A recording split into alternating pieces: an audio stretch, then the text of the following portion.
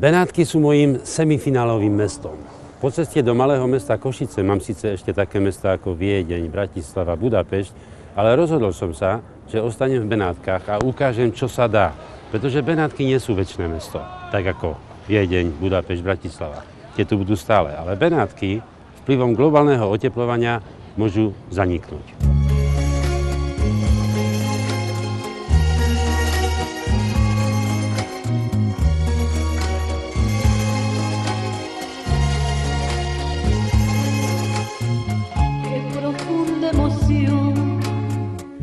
Recordar el ayer, cuando todo en Venecia me hablaba de amor.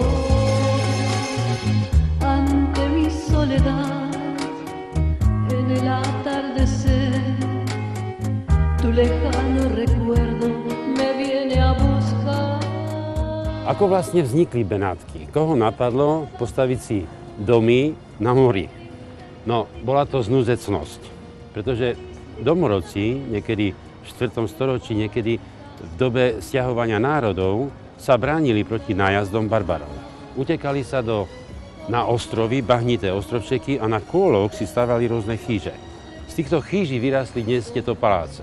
Ako sa to mohlo stať, keď nemali pozemkové zázemie, nemali suroviny, no už vedeli obchodovať, boli dobrí diplomati.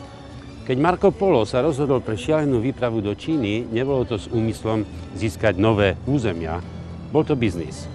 Išiel a doniesol porcelán, doniesol hodváb, doniesol korene a vyviezol pravdepodobne sklo, vyviezol benátske zrkadlá. Takto vznikla Benátska republika. Bránila sa voči takým konkurentom, ako bola Genova alebo Pisa a z východu proti Osmanskej ríši. Ubránili sa. Benátky sa ubránili.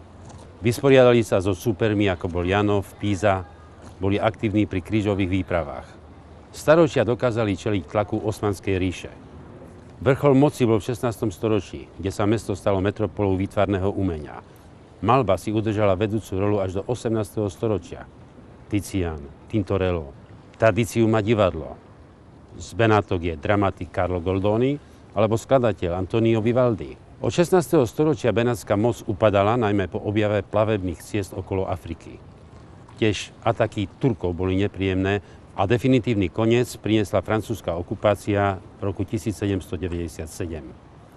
Načas patrili Rakúsku, no po Slavkove, kedy Napoleon porazil 3 cisárov pri Brne, boli opäť chvíľu francúzske a potom po páde Napoleona pri Waterloo pripadli opäť k Rakúsku.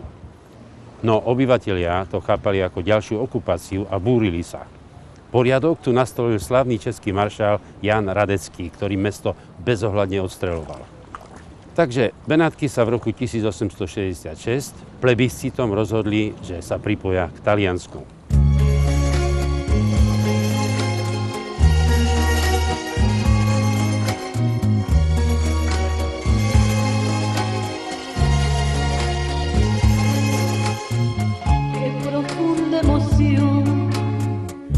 Recordar el ayer, cuando todo en Venecia me hablaba de amor. Ante mi soledad, en el atardecer, tu lejano